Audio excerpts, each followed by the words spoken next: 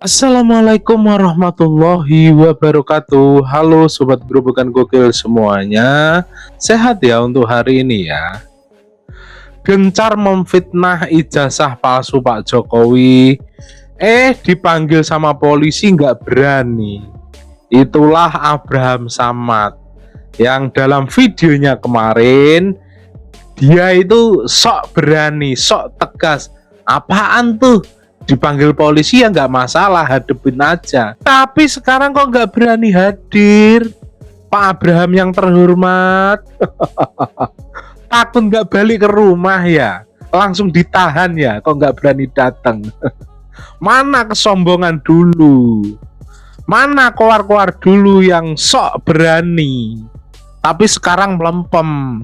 Tak hanya itu saja, pernyataan menjengkelkan juga datang dari GIS itu loh, orang A1 Anies yang dulu disebut sebagai tuyul Ancol.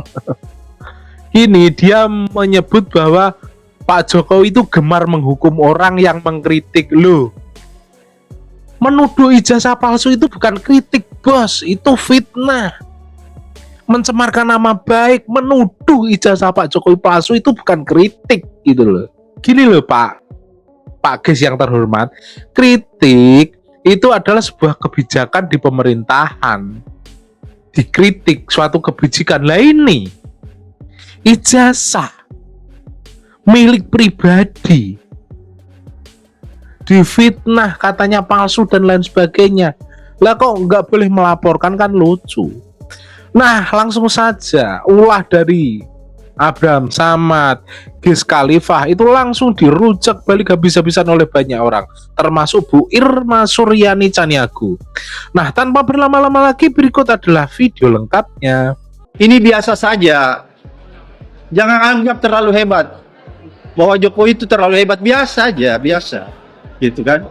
Jadi laporan polisi itu hal yang biasa, jangan terlalu ditakuti, jangan membuat kita tidak bisa tidur, jangan membuat kita tidak bisa bekerja. Itu biasa saja.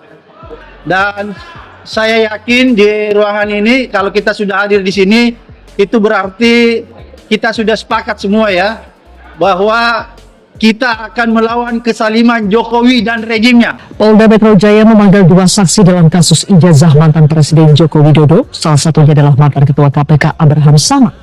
Selain Abraham Samad, saksi inisial MS juga turut dipanggil untuk diperiksa terkait dengan kasus keaslian ijazah mantan Presiden Jokowi. Adapun pemanggilan keduanya dilakukan pada Jumat 9 Mei lalu. Namun keduanya belum hadir dalam pemanggilan pemeriksaan tersebut.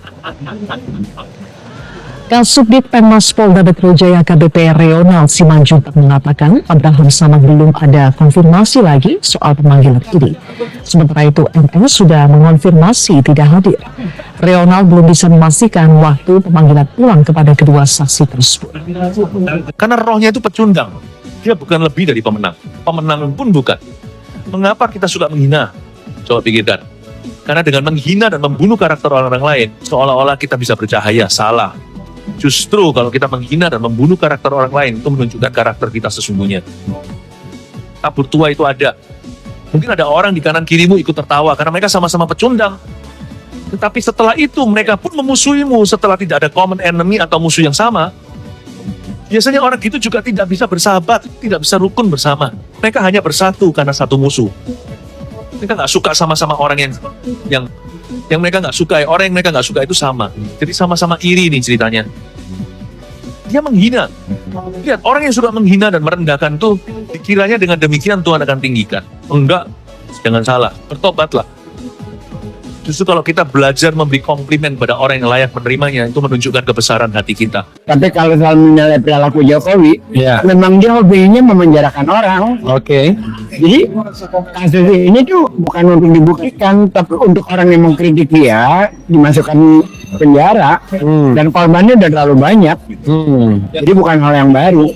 Jadi selama ini memang yang terjadi tidak ada keputusan yang melalui proses hukum yang benar, tidak ada dalam konteks pemenjaraan orang terkait dengan Jokowi. Oke, kalau kemarin Jokowi masih berkuasa sebagai presiden ya, tapi sekarang apakah Anda yakin bahwa demikian powerfulnya Jokowi sehingga masih bisa menggunakan aparatur hukum untuk memenjarakan atau membungkam orang-orang yang mengkritik dirinya? Kalau kita lihat kemarin para petinggi polisi yang melakukan pendidikan terus datang ke rumahnya, itu adalah fakta yang tidak terbantahkan bahwa Jokowi masih sangat firm dalam kekuasaan Prabowo sekarang. Pemirsa, kali ini kita akan bicara terkait dengan kebebasan berbicara atau bisa yang disebut dengan demokrasi. Sejak reformasi, Indonesia masyarakatnya seperti kuda lepas dari kandang.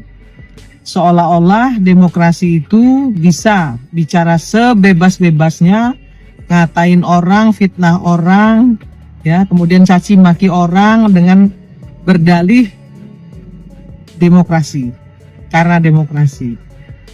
Kemudian kenapa hal ini bisa terjadi?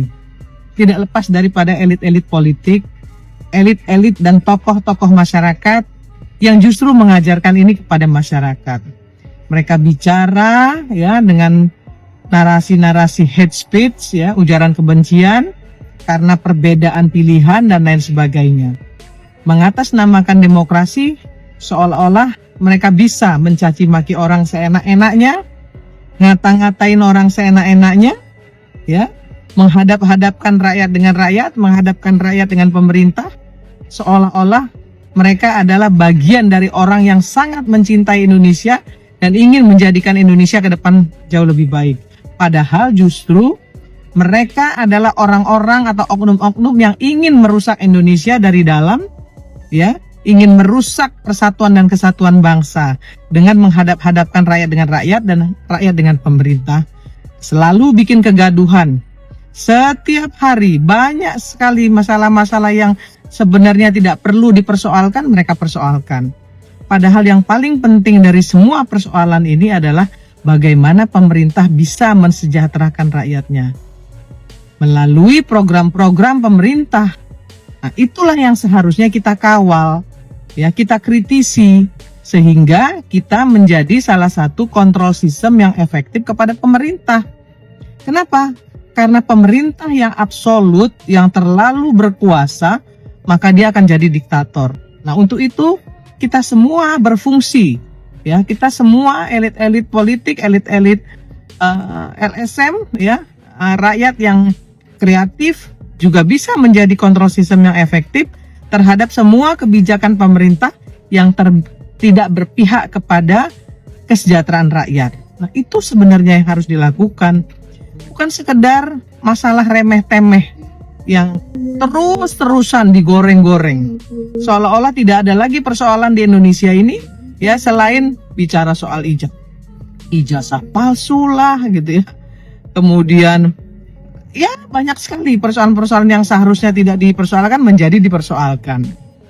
Mereka nggak sadar bahwa jika kita terus-terusan seperti ini, maka cita-cita dari Presiden Prabowo Gibran untuk menjadikan Indonesia ke depan menjadi Indonesia emas nggak akan mungkin tercapai. Tidak ada satu presiden pun bisa yang mencapai targetnya jika misalnya program jangka pendek, jangka panjang, jangka menengah yang tidak tercapai, kemudian mereka katakan sebagai pembohong. Nah, padahal program-program itu sebenarnya yang harus diperhatikan adalah apakah dia program jangka pendek. Nah, kalau dia program jangka pendek tidak dilaksanakan, berarti pemerintahannya tidak mampu melakukan program tersebut. Nah, atau misalnya jangka menengah harusnya bisa dicapai. Jangka pendek dan jangka menengah harusnya bisa dicapai karena dia merupakan program 5 tahunan. Tapi kalau merupakan program jangka panjang yang namanya multi-years, seperti misalnya pembangunan IKN, ini memang tidak bisa diselesaikan secara cepat. Ya 5 atau 10 tahun, nggak mungkin. Karena memindahkan sebuah ibu kota, seperti misalnya ibu kota negara Kazakhstan, misalnya dari Almaty ke Astana, itu butuh waktu sampai dengan 28 tahun. Ya, menggunakan APBN. Nah, sama dengan kita juga gitu. Jadi legacy yang ditinggalkan oleh mantan Presiden Jokowi adalah program jangka panjang tadi yang multi years. Bukan berarti beliau melakukan penipuan publik, Nah, ini harus masyarakat harus paham dan harus tahu itu mana yang memang program jangka panjang itu bukan bohong kalau ketika tidak bisa dicapai, karena memang jangka panjang ya. Sementara pemerintahan presiden paling lama hanya 10 tahun. Nah, mari kita cerdas berpikir ya. Jangan kemudian asal ngomong, mau mengkritik asal mangap tanpa data ya. Itu justru hate speech namanya. Ujaran kebencian, dengki, iri. Nah, hilangkan itu semua kalau ingin Indonesia ini ke depan lebih maju.